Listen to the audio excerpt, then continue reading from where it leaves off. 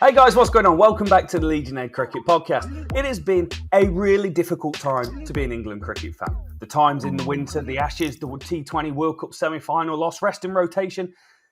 And now we've got a squad, a new squad, on an interim director of cricket, Rich, and it's left everyone kind of scratching their head going, is this the future of England cricket? Is this what it looks like? I'm already lost for words. What is this all about? There's some really good things. There's some really exciting things to talk about in this squad, but there's some really baffling, I don't understand, I haven't got a clue what's going on things as well. This is bizarre. It really is. I mean, obviously, we're going to jump straight into the big news, isn't it? Which is the omission of both Stuart Broad and Jimmy Anderson. Jimmy Anderson of 640 wickets, Rob, and Broady of 537 wickets. And just like that, Mr. Strauss, who is leaving the decision of the captain up to the incoming director of cricket and incoming coach, but I and the temporary interim coach are going to make a decision about arguably the two greatest bowlers that have ever played for England. This isn't about resting them. This is them making a decision that they would like, if they can, and if players step up, to move on from Broad and Anderson. And this is definitely not the way to handle that business. I'm sure we may see them again. I hope we do. And Strauss has emphasised and stressed that this isn't necessarily the end for either of them, but this doesn't feel a good way of going about anything. No, it's really difficult. If you look at the great teams, the great West Indian teams of the 80s, the great Australian teams of the late 90s and 2000s, mate, they were in different places to where England were with their kind of solidified core. They were at the top of their game and they were able to plug and play a lot more than what this English team is. And the English team are trying to search for what the future is. But It feels, after an Ashes campaign, it is the right time for change. But what change is made is the big key question that the coaches, selectors need to make. We do rely heavily on Anderson and Broad. They're our two best bowlers still. Broad, I think, unfortunately gets labelled as the same age as Anderson, and he's about 5 years younger, mate. Like, he's still got gas in the legs. Yeah, I find it really odd. I mean, just let's quickly look at the record from the Ashes. Jimmy Anderson, average of 23.37 for his 8 wickets in 3 games. Broad was third best average, 26.3 for his 13 wickets. Only Mark Wood took more, and that was, again, in only 3 games for Stuart Broad. Nearly called him Chris. I genuinely don't get it. I really don't. The inconsistency in message that Strauss has said that, like I say, that the captain is a decision for the new director of cricket and the new head coach. But they've made this huge decision with Broad and Anderson. There are other players that have been left out this squad, and I think it's probably just key before we go into the squad. Let's just mention who else is missing from the Ashes squad. So we've got Anderson and Broad, obviously. Rory Burns, the opener. Saqib Mahmood, sadly, unsurprising. But Dawid Malan, the number 3, that's a bit of a surprise for me. Getting on in years, but still a bit of a surprise. Dominic Bess, who was the backup spinner, who didn't play a game. Sam Billings, he really was drafted into that last game, so you can say he's missed out, but I'm not sure it's quite fair to say that. And Jos Buttler. So Jos Buttler is the third big name, isn't it? I think Burns Hamid, we can agree on.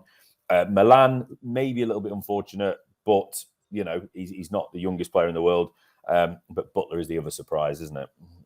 I think part of the issue with these names that are missing, it's a lack of transparency between selectors, press conferences, and going, Dawid Malan, what's he doing? Oh, well, he's been dropped. You just need clear information as a fan, and you get it. You tend to get it in some other sports. Kind of going, oh yeah, he's been dropped. We want to try someone else at 3 for a while. He's still in our thoughts. He's still in our minds. Just Buttler, what's he doing? Well, he's rested. He's got a big summer coming up. There's another World Cup. We're going to give Ben Foakes a run. Is it the case he's dropped? For me as a fan, I just want transparency and know what it is about these guys, whether it's rest or rotation, whether it's being dropped. I feel a lack of clarity infuriates people. Yeah, I think I'll have to agree with that one as well, because we don't quite know what the future is for these. But again, I assume if that question is asked or has been put to them, they will then fall back to this is not the end for anybody. It'll be up to the new director of cricket and the new head coach when they come in. But we've made these huge decisions. Now, let's put Jimmy and Broady to one side for a minute. Jos Buttler, I think we spoke about this towards at the end of the series, and we think it's time for Jos to maybe go and focus on his white ball, because he is arguably our best player in that format, in the ODIs and in T20. So he can go and be a specialist. He's a sneaky old. He's about 31 now, isn't he? Go and do what you got to do. You got a couple of young kids. You don't want to be doing the test series as well. Go and earn some money. I'm sure he doesn't need much, but go and play white ball. I think that's fine, because also it's been long overdue that we've got a wicket keeper in the wings that needs an opportunity in a run of games, and that is Ben Foakes, and that's one of the exciting selections in this. And it has been inferred that he will he'll bat at 7 and he should keep wicket. And also, he should be able to get himself a bit of a run. I can't remember the exact wording from Strauss. It wasn't like he's going to get a long run, but he'll get a bit of a run, something like that. So I think Butler, you can completely understand it. You don't want Johnny Bairstow, who is also in the squad, and we will go through what the full squad is in a second. But you don't want Bairstow to be going, am I an opener? Am I 6? Am I 4? Am I 3? Am I keeping this week? Am I not? So Foakes, gloves, done. Best keeper in the world, according to whoever it was that said that the other year. Arguably one of the best keepers in the world. So I think it's a really, really positive decision that we have moved past Joss Butler, who has been pretty good for us, but not good enough in Test cricket. And we've moved on to Foakes. That's really good. Yeah. Do you want to have a look about it, and then I'll go through the squad? I agree. Butler, go earn your money. You're a family man. Yeah. You probably are the most in-demand white ball cricketer in the world. You've got a bit of pomp and pizzazz about you, especially in the Indian markets, mate. You're going to earn some dollars, mate. Just take it for what it is. You've had a decent career that's probably around 50 test matches by the time it finished. It's time for us to look forward. Also, Ben Foakes, I'm really interested to see him wicket keep again, because his wicket keeping has got better since everyone's last seen him play. So I know he is an exceptional keeper, but like all things, they get better the less they see. Yeah, absolutely. So let's just rattle through the squad, Rob, and then we'll start picking some bones about who's in, who's out, who's not necessarily been dropped, but who missed out. And there's a couple of names that we've heard about who might be a reserve as well. So let's have a look. So Joe Root retains the captaincy. Johnny Bairstow's in there. I love that they called him Jonathan Bairstow on the release. Zach Crawley of Kent, Matthew Fisher, 24-year-old big tall bowler from Yorkshire, Ben Foakes, who we just mentioned. Dan Lawrence is retained from Essex. Jack Leach, spinner from Somerset. Alex Lees, the new boy, Durham, he's the opener, ex-Yorkshire. Saqib Mahmood of Lancashire. Craig Overton, Somerset, who is an unused player in the Ashes. Matt Parkinson of Lancashire, the leggy. Ollie Pope's still in. Ollie Robinson, he of fitness issues, which we can talk about in a minute when we talk about the bowlers. Ben Stokes of Durham. Chris Woakes, Warwickshire, and Mark Wood of Durham. So I think you want to get stuck into those bowlers first, don't you? Obviously, we spoke about Broad and Anderson. Two of the, obviously, we don't need to say any more about Broad and Anderson or how good they are. Yes, they are getting up in age, and yes, at some point, we need to start transitioning away from them. But when we look at the players that are still in this squad, Woakes, who unfortunately didn't perform in the Ashes, Robinson, who did have, to the point of putting it out publicly that he's got issues with his fitness, and Overton, who wasn't good enough to get one test match out of the 5, according to those who were in the Ashes coaching setup. Mark Wood was the only player that came out of it with any credit, wasn't it? So why are these players in and Broad and Anderson are out? That's a great question. Because they're a decade younger is my take on what this England team are doing. And I do agree with some of what Strauss has said in terms of that. Broad and Anderson can't always take the brunt of everything for England, and other players need to learn how to bowl with the new ball, how to bowl in different situations, different conditions, and take on more responsibility, because Anderson and Broad aren't going to be around forever. And that's absolutely fine. Yeah.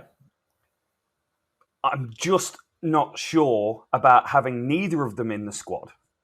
Irrelevant if even there were, rest and rotation policy that's been in place, which none of us particularly like as fans. But even if they're in the squad and they've got a core component of seamers that's going to play ahead of them, and having their minds to tap into to how they work out batsmen, to why they're bowling certain deliveries, how they're setting batsmen up. You've got Matthew Fisher and Saqib Mahmood. Neither of them have played Test cricket. Craig Overton, who's played 3 games in the last 3 years, it might be 3 games in total. I think he played a few more back in 2017. But these are guys that need a learning tree. And you've got the 2 best to ever do it for England just sitting at home. They won't be putting the feet up. They'll be getting ready for the county championship season and ready to blaze it and go, oi, I'm not ready to be dropped yet. Yeah, I don't think either of them are finished. I would be so disappointed if either of them said that they're going to call time on England, because for a start, they need to go out with some pomp and fanfare as well, don't they? They need a test match to hold the ball up to all sides to say that's the last time I'm pulling an England shirt on. One of the things that Strauss, just firstly, I do agree with what you're saying there. I do agree that there needs to be the next generation of bowlers. Somebody needs to step up and become the new leader of this attack. I was hoping it would be Woakes, but he just can't seem to do it away from England, can he, at the moment? And that's something that's a genuine concern. So Woakes will hopefully be given the opportunity, and he bats. He offers that added extra 8, doesn't he, with the bat? But Mark Wood, I thought he was exceptional in the Ashes. I've not always been his biggest fan because I don't think he takes enough wickets, but he bowled brilliantly in the Ashes and he worked his little socks off, and he fully deserves to spearhead an attack. Hopefully, fingers crossed, fitness issues will permit. So I really do agree that it's time for one or two of these players to step up and lead. And if you take Anderson and Broad out of there, they have to. But what I don't understand is that Strauss added that it was blatantly obvious that England needed variety in their bowling attack in order to compete away from home. Can you please tell me where the variety is in this bowling attack? Matt Fisher's a bit taller. Wood's a bit smaller, but a bit quicker. Yeah. But we've got Woakes, Wood, Overton, Mahmood, Matt Fisher, right arm over. Yeah. So where's the variety? That's not a reason to get rid of Broad and Anderson. Where's my 3 or 4 left armers or a couple of left armers or somebody that does something different with it? It's a very, very similar looking thing. And again, when we're talking about the inexperience in this attack, Robinson, although he's done really well since last summer, it is clear that there were issues around his fitness. Now, I don't know how well that was handled or how badly that was handled by the coaching setup during the Ashes, but it was bad enough in their eyes, no judgment there, to put it out in the public. So I'm quite surprised, actually, that he's been retained in this squad. I would have thought if there was an issue there, it would have been go and get yourself fit and be ready for the first test match in the summer when I think it's New Zealand, isn't it? Yeah. So I'm a bit surprised with that one as well. So there's not enough reason of what they've done to make me understand why Broad and Anderson have been left out. And we probably need to move on from Broad and Anderson at some point. But I genuinely don't understand. There's so many inconsistencies with this argument and these reasons that have been trucked out by Strauss and others. I just don't understand it. It's worth also noting, I didn't realise, but back in 2015, Strauss's first time round as a director of cricket, it was he that basically decided, I think it was after Peter Moores was dismissed as England coach, that backed up by Owen Morgan, it was decided that Jimmy Anderson and Stuart Broad would no longer be part of the ODI setup. Mm. So we got to start. Let's start stirring some trouble. What's Strauss got against Broad and Anderson? I don't know. He's just there constantly poking your stick going, you're too old. I retired when I was 33, 34, 35 or whatever. I was somewhere in the middle of 30. You can't do it. You can't do it. Get You're out. a bowler. I am surprised. Exactly. The one thing about variety in this England bowling attack, and we're predominantly talking about the seam, is you've got Woakes, who's a right arm swing it away. You've got Robinson, who's going to nip it around. You've got Overton, who's going to nip it around from a lower release point. Saqib Mahmood is something different that we've not had in English bowling for quite a while. Someone a little bit more skiddy, can reverse swing it. It's high praise if I say he's similar in a way to Simon Jones, but different, but has got a similar skill set to what Simon Jones had. I haven't seen loads of him. I've seen a bit of him in T20 cricket, obviously playing for England, playing in the Big Bash. I did watch the Roses game, Lancashire, Yorkshire, that was streamed on YouTube last year, and he was a world ahead of anyone else bowling on that pitch in county cricket.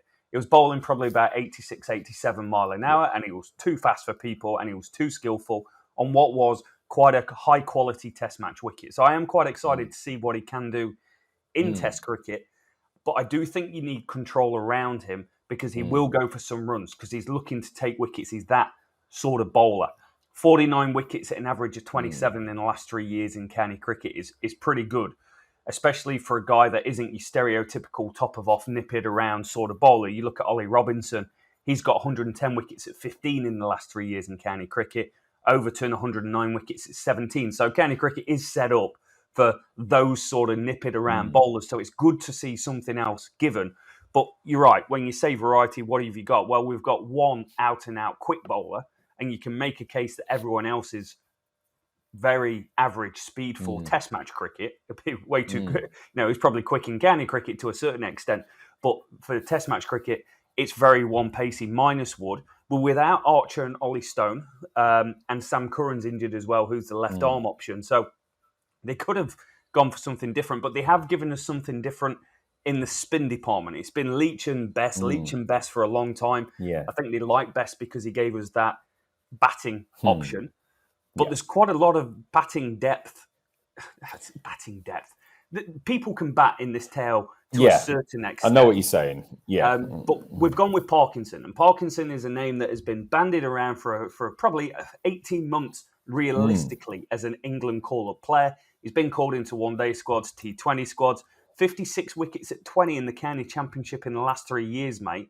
That is absolutely exceptional, where the county championship average for spinners probably about 34, 35. I've not got my stats in front of me, but that is hyper inflated by the fact that, or downgraded by the fact that Simon Harmer's taken so many wickets over the last few years in Boss County cricket. So the fact that he can go and do that, playing at places like Old Trafford, which are more test match realistic wickets, is quite incredible. And I'm not 100% certain where they go first test between the two spinners. No, absolutely. I mean, I'll just jump back a little bit from the first point. It is right that we need to be positive as well. Like we said when we first, at the very top of this, we said that there are some really exciting things in this squad, but there are obviously all the things that have confused as well. So I'm really pleased to see Saqib Mahmood in there. He deserves the opportunity, and I really want to see him get a go. I think, Woakes, Wood and Robinson are the senior three. I do hope, after all this furore over Broad and Anderson not being included, that they do actually give opportunity to Mahmood, Matt Fisher and Craig Overton, because otherwise I don't understand. So it's good to see that. And Matt Fisher as well, he made his first class debut, 17. He's been on the radar, hasn't he, for England for a long, long time now. Yeah. He's 24, I think he is now. He does offer a little bit of something. I'm excited to see what he can do. I hope he gets given an opportunity. He, like a lot of England bowlers, has had his injury issues, hasn't he, over the years? So his sort of progression has been stuttered a little bit, for want of a better term. So that's all, I'm hopeful to see. Forget about Broad and Anderson, but I'm hopeful to see some of these young players do take that step up if we look at it in isolation. For the spin department, Jack Leach and Matt Parkinson. Matt Parkinson, if I asked you how old Matt Parkinson is, how old would you say he is? 25. Middle of the road. All right. Okay. Smart ass. Yeah, he's 25. He's 25. Oh, okay.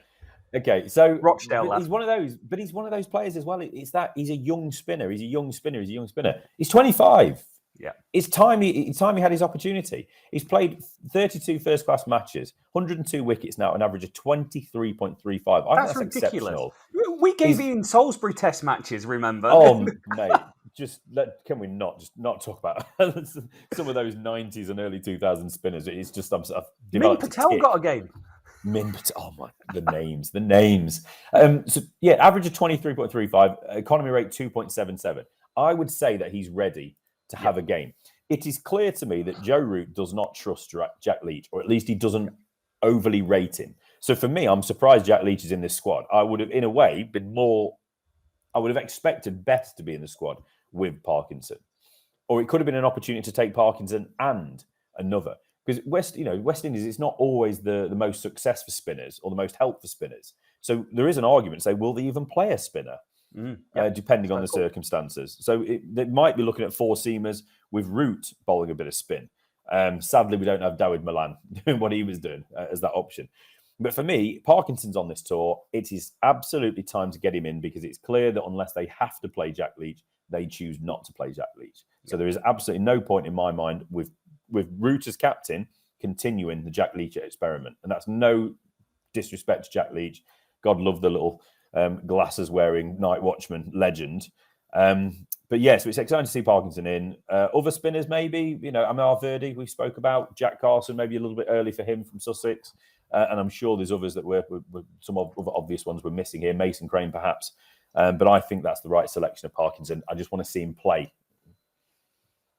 You've got to see him play, right? He's good enough. He's got a strike rate of 53 in county cricket with the ball, mate. That's exceptional. The only guy that you kind of look at in county cricket over the last 2 years and go, Mason Crane's improved. Strike rate of 41, 37 wickets at 21. Another leggy, formerly part of the team, Amal Verdi. It feels like they're saving him, but he does play in a different location, which is probably a bit harder to bowl. But 50 wickets at 30 is quite reasonable for an off-spinner. But I always think England are enamoured by the thought of having a leg spinner, and it's a 90s hangover. But Matt Parkinson, to me, looks good enough, plays good enough. You watch his bowling, you watch the highlights every week of the county games. He's taking these incredible wickets. He's consistent. He's got control. He's got a lot of C's for a lad from Rochdale, mate. He's looking good. He is. And it's important as well, just to mention the point you made about there is some batting in this bowling unit. So Woakes, Wood, Robinson and Overton especially. Mahmood's a bit of a tail ender. Matt Fisher, I can't remember off the top of my head what his record is. You might be able to point me in the direction of that one. But Average because is 15, there is... so he can clearly bat. You know what I mean? He's not an 11. But Parkinson is a number 11. So having... no Anderson, maybe, or however you want to look at it, shape it. Parkinson is going to be a number 11. And because there is that depth and a bit of quality in the bowling ranks with the bat, it allows them to get Parkinson in. So, just get him in. It's simple as that. If you're going to have all this messing around with the bowling attack, give some of these young players the opportunity. That's what I've got to emphasise there. I'm kind of scorned in the West Indies. I can remember Michael Vaughan and Gareth Batty getting smashed by Laura for 400. And also... didn't Roston Chase take 7 wickets without spinning the ball the last time we toured there in 2019? I feel like that might be the case. Why can't we play spin? I'm sorry, why can't we play slow bowling? He's still not spun one. Shocking, mate. Shocking. Incredible. So let's take a look at the batting, mate. I think we should. So Zach Crawley is going to be opening, isn't he? He did pretty well in Australia once he got his opportunity. Yeah. Alex Lees is the new man that's going to join him. Now, there is no other player named in this squad that is an opener. So it's Crawley and Lees. That's it. It's locked in. 3 test matches. If there's an issue, I don't know what they're going to do. And I criticise the Ashes squad for this. Why on earth are we not taking somebody that could cover in those top 3 spots? Yeah. I find it absolutely baffling. There's Jake Libby, there's Rob Yates, there's Tom Haynes. Give me somebody else, Rob. I don't know. You could even go back to a Keaton Jennings if you want, a Sam Robson if you want. There are other players out there. There's openers for days. I did a stat sheet on our Twitter page at Leading Edge Pod, and basically it looks at 2018 to 2021, minimum of 20 innings, mate, and ranking them by scores of less than 10 to show a level of consistency, balls per dismissal, 50 plus per innings, strike rate and average. And the best opener in cricket, no surprise there in the English game, is Rory Burns. He's been absolutely superb. Tops the list of getting out under 10, which is amazing considering how many times he's done that for England. Balls per delivery second, 50 plus per innings, number 1. Sir Alistair Cook, number 2. But the other names that might have come in, Jake Libby was ranked 3rd out of openers over the last 3 years. Tom Haynes at number 4. Alex Davis, who is a criminally underrated cricketer. Will Rhodes was on the list. Ben Slater in the top 10 as well. Just to jump in, Alex Davies, there's no way he's going to be looking at this England squad at the minute. He's just been suspended for historical tweets, hasn't he? For one game with about a 4 or 5 game suspension. Oh, dear. What do you call it? Suspension, not, for the future, if anything else happens. So, he's not going to be included in that for a little while. He's not going to be in the list. But Ben Slater made the list. Tom Haynes, Jake Libby, who has been absolutely wonderful in that time. He's made... a hell of a lot of decent scores. It's hard to know where you go because then you're getting into your Dom Sibley, Keaton Jennings. Alex Lees ranks about 23rd or 24th, 23rd on this list of openers. But if you take that down and you look at his last 2 years, mate, there has been substantial growth in his game. Which I am going to tell you about right now. 25 innings, an average of 42, 8 50s, 2 tons, 150 thrown into the mixer. His 50 plus per innings has reduced down. His getting out for less than 10's reduced down. His balls per dismissal has gone over 100, and his minutes per dismissal has gone over 2 hours per innings on average. So it feels like they've had a guy on the radar for a long time, and now is a really good time to try him because he is batting well. He is batting at Yorkshire, which is generally quite difficult, and he's got better during that time, substantially better, taking his average from, in the 30s to over 40s. Yeah, absolutely. So obviously no cover for the openers, but in one way, at least we know that these guys, Crawley and Lees, are going to get a run. Yeah. Lees is 28. He knows his game now. He came through the ranks at Yorkshire. Hugely talented player. I think he scored a double 100 when he was very, very young. Early days of his time at Yorkshire, he was captain of certain formats by the age of 22. Mega talented. He then dropped off, didn't he? So he moved up to Durham. Is he captain at Durham at the moment? He did captain the Lions. I know that. He didn't score a run. Well, he scored 6 runs in 2 innings, but Yeah, but anyway, he captained Lions. He's one of my favourites. I don't have success with my favourites of openers. I was on the Bell Drummond train. I was on the Nick Gubbins train, and they're sort of broken down on the side of the side of the track somewhere, aren't they? Both of them. But Alex Lees was one of my others. I remember watching him on a T20 game at Trent Bridge quite a number of years ago. Really, really impressed with him. Great driver of the ball. Talented player. So I'm really chuffed that he's got this one. He was my next option. So I'm glad England are on my side for once. So I'm really, really pleased in that. But I find it very, very odd that there is no room for a Libby, a Yates, a Haynes, a Jennings, a Robson, any of these other players. I find it very, very odd. Obviously, come back to the opener if you want, but Joe Root will bat at 3.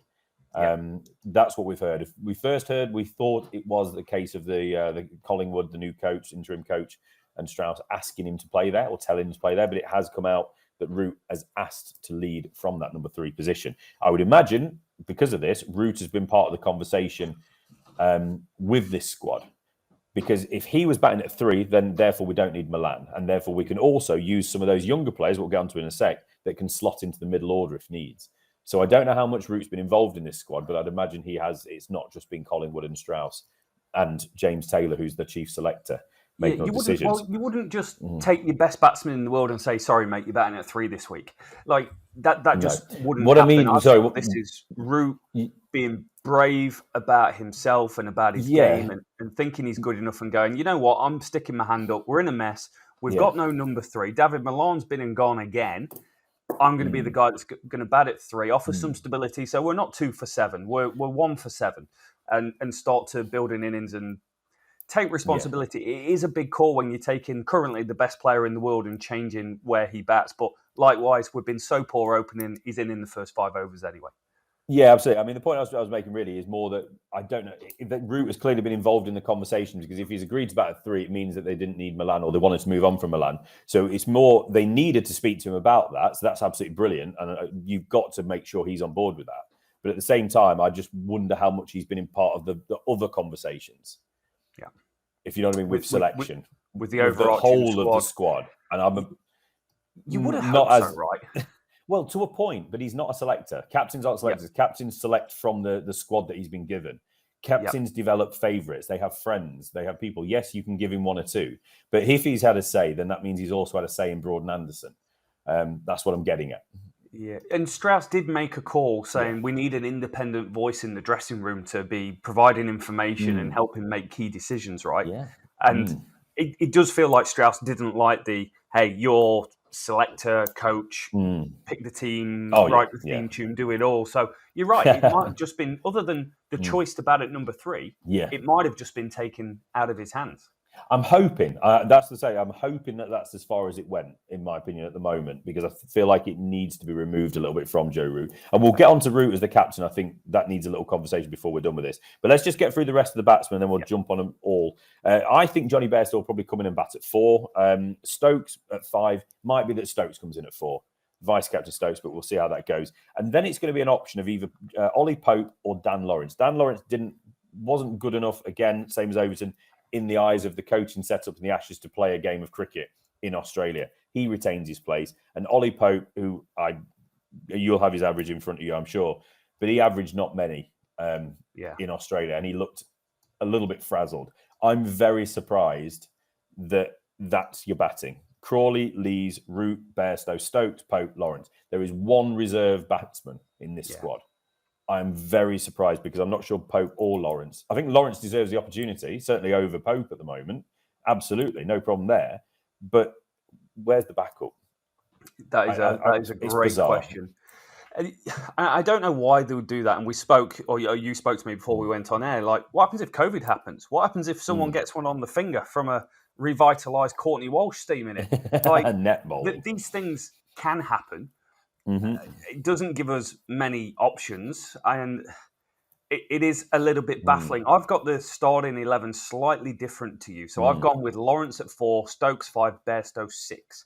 Bairstow seems to have done well at 6. I would like... Not going to move in. Stokes done well at 5. And when I looked at Dan Lawrence's stats from 2018, he's batted at 4 for Essex 56 times and batted at 5 6 times. At number 4... During that time, he's made 3 centuries, averages, call it 35 and being generous. I feel like they want to give him a go, Yeah. but likewise they also want to give Pope a go, because Pope's record in first-class cricket, mate, is just he's the best cricketer that I can see to play first-class cricket, probably since the era that Mark Ramprakash did when he finally put county cricket to bed. He's just absolutely lighting it up, mate. From 2019, he's the best batsman. He's scored 1,422 runs, an average of 79, 5 centuries, 3 double centuries in that time, mate. That's an absolutely ridiculous set of numbers, which is above Marnus Labuschagne, who's been playing county cricket at the same time. But that's something to take into account. So a pro can be, I don't want to call it a pro, positive being negative, but what I found with Pope is he is ultra talented. It's this is why England selectors and England setup want to keep persevering with him. But what you'll find with Pope is he'll go and score a 200, but then he won't get a score for a while. He's very inconsistent. And how amazing would it be to be inconsistent and get a 200 one week and then not get a score for a few weeks? I think I could probably cope with that as a cricketer. I could live with that. But, he deserves to be there. But the technical issues he had and, whether he was a little bit frazzled, I'm sure everybody was by the end of the Ashes tour. So I've got no problem with being in the squad, but I would like to see Lawrence get the opportunity ahead of him. And get to work on Pope while we're over there. Who's the batting coach over there? This is something we spoke about at length, isn't it? Improve these players. Stop Pope messing about on off stump. Or if he wants to bat as an off stump guard, then show him how to do it. So he is playing the right balls and he's leaving the right balls rather than playing on 6 stump and nicking off. Pope and Lawrence, fine as is. I like the idea of Lawrence at 4. Actually, that's where he has batted at county, isn't it? But England as yet haven't seemed to want to play him that high up. But Bairstow, I just want to see Bairstow just lock into one position and don't move him. Move anyone else, but don't move Bairstow. Give him a run in one position and tell him what his role and his job is, and that's it. And I don't want Bairstow to take the gloves. He will be backup keeper, although Pope can do it as well. But just put him at 6 or put him at 4 and leave him there. Just give him a go. Play your game.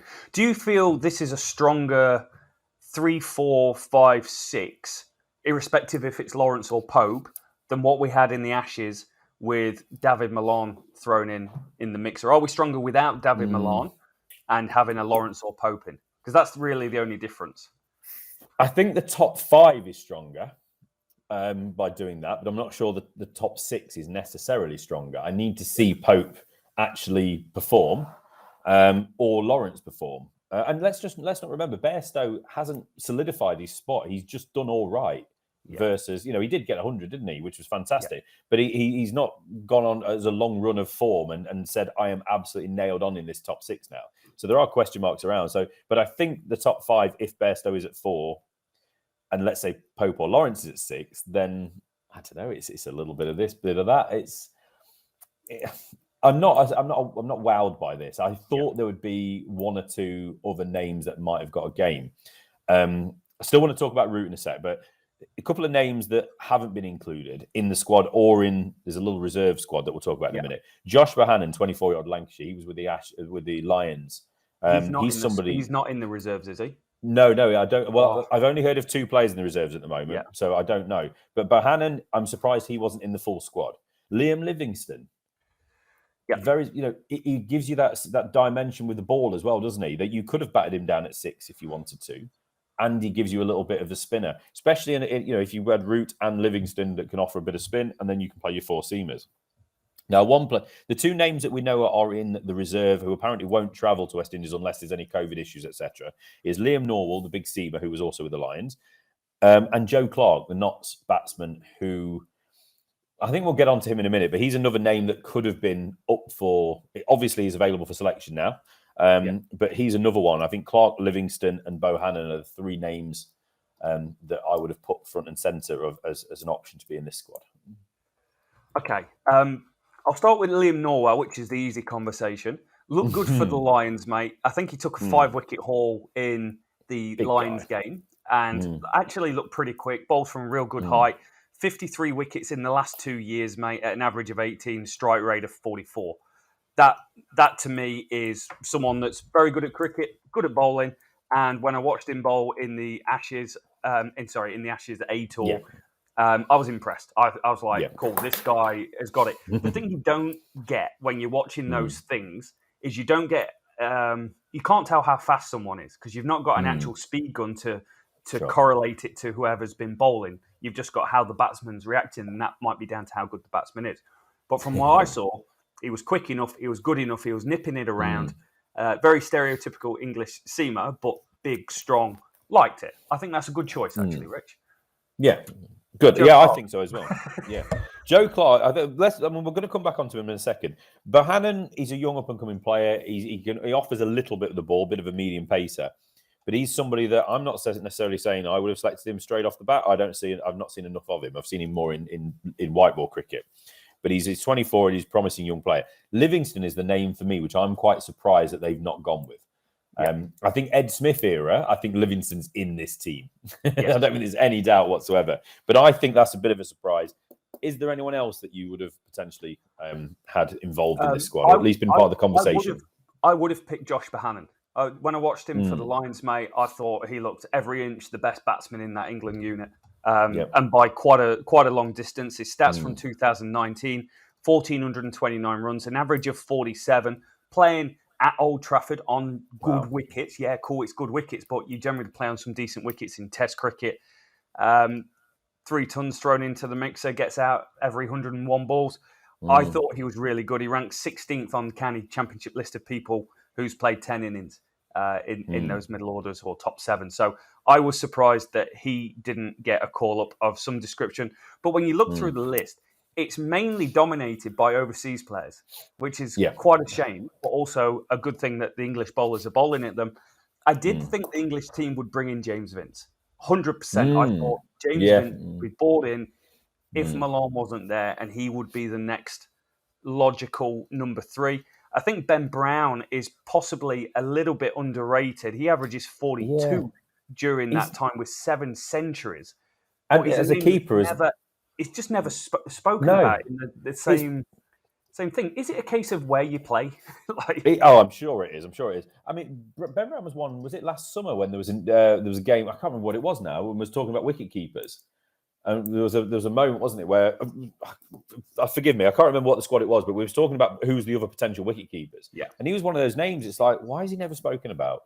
He's He's from Sussex, and Sussex has provided England a lot of players over the last few years. Garton, all these guys have come through it, but they just didn't fancy him, did they? Simple as that. He's a top 4 batsman. He's a really good keeper. Yeah, he has a career average of 40 in first-class cricket, mate, from 160 games. That's a good enough range to work out if you're half decent. So I don't know what he's done to not get a sniff. But if someone's averaging 40, it doesn't matter if they're a batsman or a wicket-keeper to me. If you're averaging 40, you're obviously very good at your batting tool's very good. Why aren't you looked at, involved, thought of? Like Bairstow, he's a wicket-keeper batsman, but he bats because he's good enough to bat, and he doesn't necessarily take the glove in one-day cricket because he's a good enough batsman. Is Ben Brown a good enough batsman to be thought of? Who knows, man? And this is a bigger conversation for another day, isn't it? Of who's responsible for selection, whose say has more weight than others. Yep. If somebody is pigeonholed, I've seen him once a few years ago, he's not up to it. Or I've seen this guy now, he's great. No disrespect to Ollie Pope, but Ollie Pope is seen by some as he's going to be it. He's going to be it. That's it. No arguments and conversations. I hope he is. But at the moment, he's not shown me that he will be, even though he's undoubtedly talented and probably the best county cricketer. Yeah. But we've had too many cricketers over the years, haven't we, that have excelled at county, but just cannot make that step up and be a consistent international batsman. Rampakash and Hick are probably the 2 best examples. Exactly. I mean, Vince, I think that's a really good name as well. Vince, for me, he's never quite warmed my heart as much as he probably should have done. But I feel to get a real balance this squad, I feel like a Bohannon is the name I would have gone with in the squad, and I would have had an opener as well. So that would have took it up to 18. But look, that's what it is. I want to finish on Ben Foakes, but just before we do, I want to just talk about Joe Clark quickly, because it's come out that Joe Clark is the other reserve at the moment that we know of, along with Liam Norwell. Joe Clark is 25, 18 first-class hundreds, Nottinghamshire, ex-Worcestershire. Back in 2019, he was part of a WhatsApp chat group with Alex Hepburn and Tom Kohler-Cadmore, all Worcestershire. Hepburn, awful case, basically raped, I think it was Cadmore's girlfriend, wasn't it? I'm not 100% sure there's details, so forgive me. But he was convicted of rape, sexual assault, and he was imprisoned. Clark and Cola Cadmore both left Yorkshire. Clark's not, Cadmore to where's he gone? Cola Cadmore's at Yorkshire. He left At Yorkshire. Sorry, he went from Worcestershire. Sorry, misspoke. Yeah. So Joe Clark was told back in 2019 that he wouldn't be up for selection for England. It did come out recently that Owen Morgan had involved his name in certain conversations. Cadmore was part of the big 55-man squad a couple of years ago, or a year or so ago as well, wasn't he? So he was involved. Since they've named Clark in this as a reserve spot, a lot of people have got very angry about this. And as far as I might be being a bit naive, but I don't. He didn't do anything criminal. Obviously, it's absolutely horrible and disgraceful if he's involved in these WhatsApp groups that were very disrespectful and horrible, basically, about women and whatnot. But it's that thing. It's a bit like Ollie Robinson, isn't it? And that's really the conversation I just want to quickly have with you. Is at what level do we say somebody can have another opportunity? I've seen people say he's unrepentant. I've seen people say he's still friends with Hepburn. I don't know where they're getting this information from. I've got no idea. I don't know Joe Clark. I've got no vested interest. I'm a Notts fan.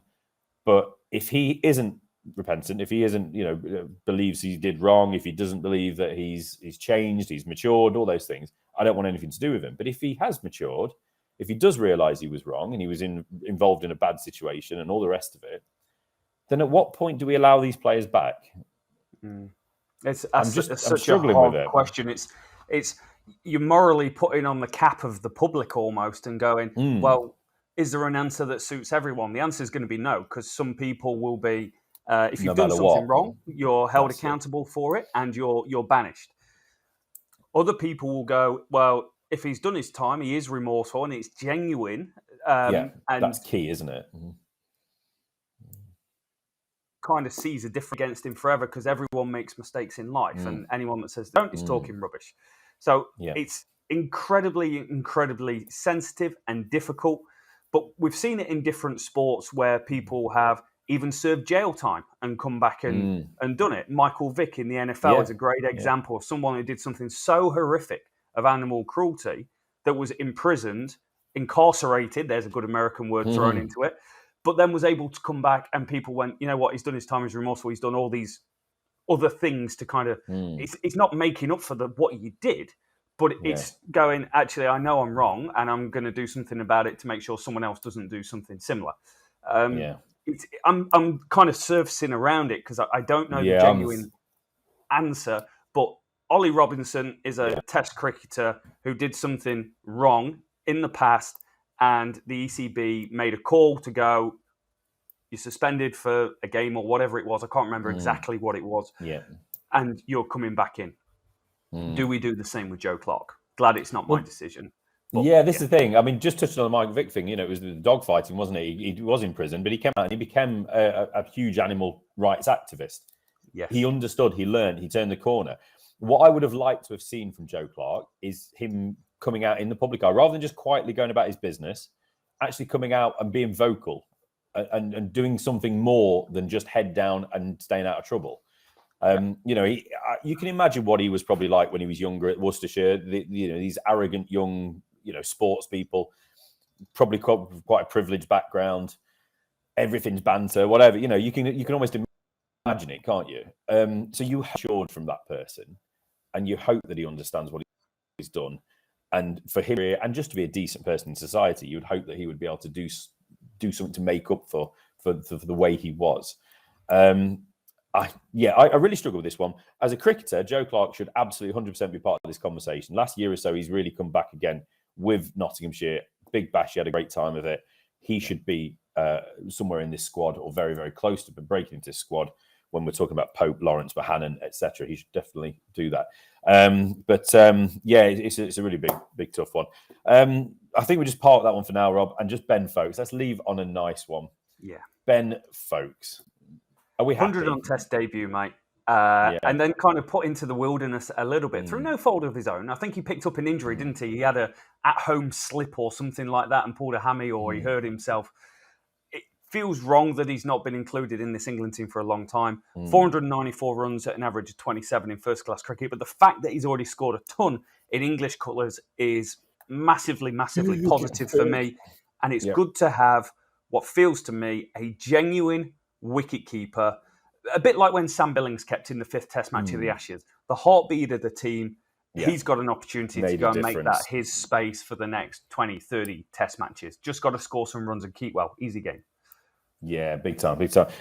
So really, I'd love to know people's thoughts on this squad. We've seen it a lot on Twitter, but I'd love to know people's thoughts. Joe Clark as well. Come and tell us. Yeah. How you guys see it. Love to know. Obviously, we're not going to review the series now or preview the series now. We'll get onto that. I'm sure it's another point, Rob. But what a strange squad. It's a talkable squad. I like talkable things, and it's definitely a talkable sort of squad. And I think it's only the tip of the iceberg, mate. There's going to be more stuff that come out from this England unit over the next few months, probably more towards the end of the series when you start getting official appointments, getting ready for the start of the summer. But it does give you an indication of who the selectors are thinking are probably the next cabs off the rank in certain areas, even if we don't agree with some of the decisions or the cullings that have been made during this time. Yes. All good. Interesting times. Interesting, absolutely. We'll pick more bones off it, I'm sure, next time. Yeah, we definitely will. So thank you so much for listening, guys. Please rate, review, subscribe wherever you may be listening. We're available on Twitter at Leading Edge Pod and on YouTube for beautiful looking podcast. Thank you so much for listening. We'll catch you next time.